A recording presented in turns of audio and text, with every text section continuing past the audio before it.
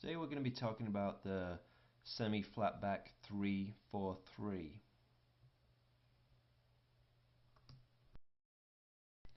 This formation was used a lot in Holland at one point, who originally devised the system, and also in Argentina and more recently in some Spanish teams also.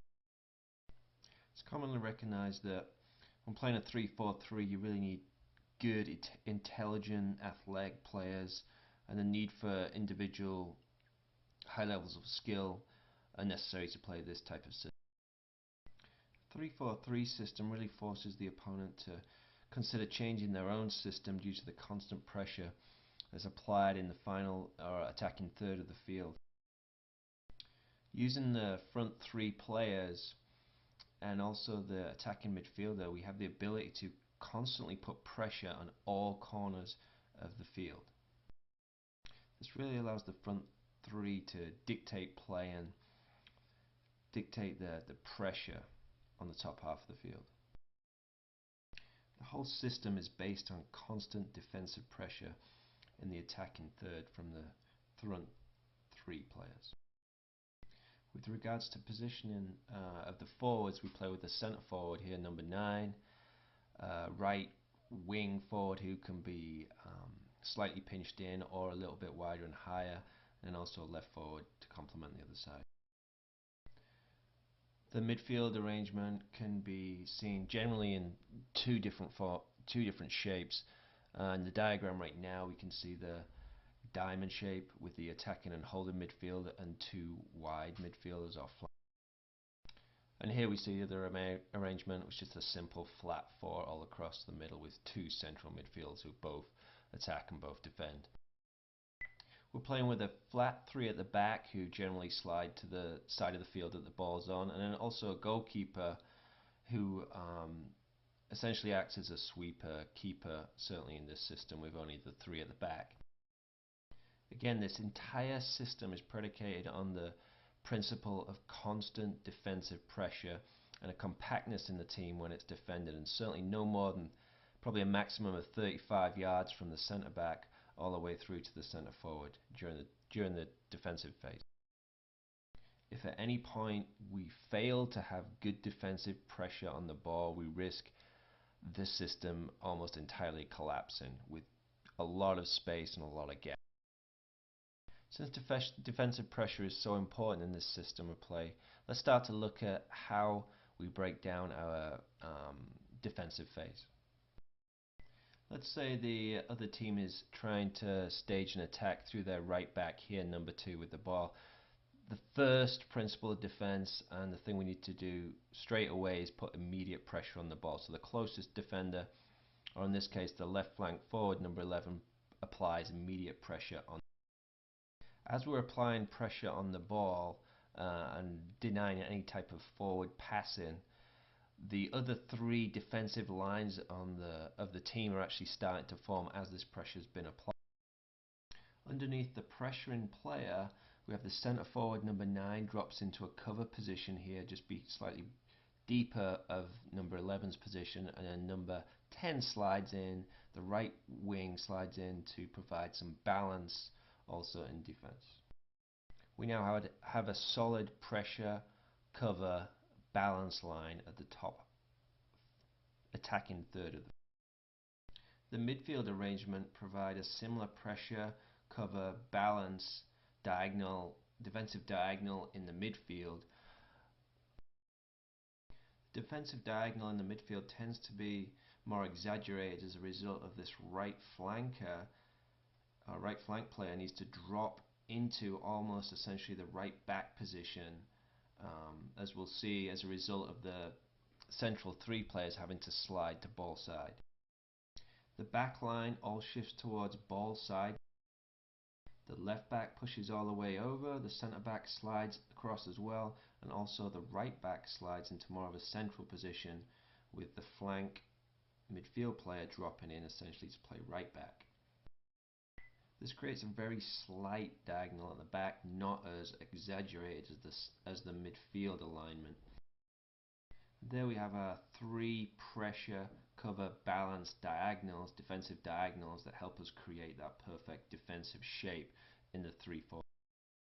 If we go back to the pressure in the attacking line or the up front line here, we can again see one of the real strengths is the ability to disrupt any type of staging area. No matter where the ball is, we always have somebody constantly pressuring within 15 to 20 yards and denying any type of ability or platform to stage an attack.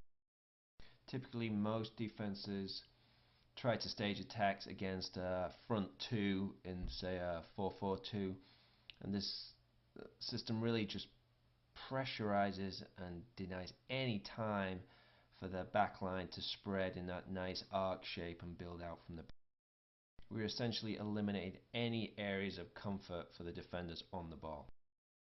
So this essentially turns it into a game of constant pressure, constantly disrupting their play and almost forcing them into less indirect play and more direct play, and so therefore making their attacking play more predictable.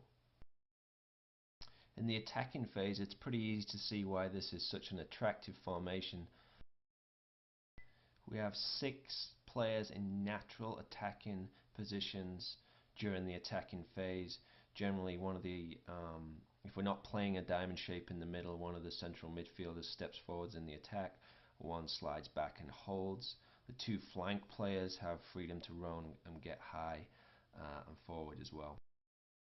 With the 3 front high players, also the width and attack on both sides, we always have the ability to play direct at any point in time and play behind the defense into the space behind a flat back 4, for example. Playing in this shape, we also start to feel the advantages of playing with the 3 front high players and the freedom that they have to move and create space. Now, some players can chip short into the seam area between the opponent's midfield and defense. Some can slide in and rotate almost with another player's position, and some can be looking for the direct ball behind the defense. And these constant variations in movement are very hard for the defensive line to track. Also, playing this system, we have an immediate opportunity to play in these 2 wide flank players who are in natural attacking wide positions during the attacking phase. These 2 wing attacking players can also push on high to the opponent's back line, kind of free from any defensive responsibilities that are taken care of by the 2 flank midfield players.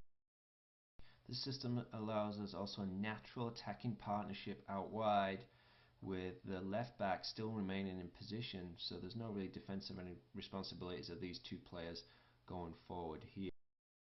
We also have flank players in immediate positions to receive an isolated pass from a direct switch of play or an indirect switch of play through the central players to these flank players who are in naturally open positions.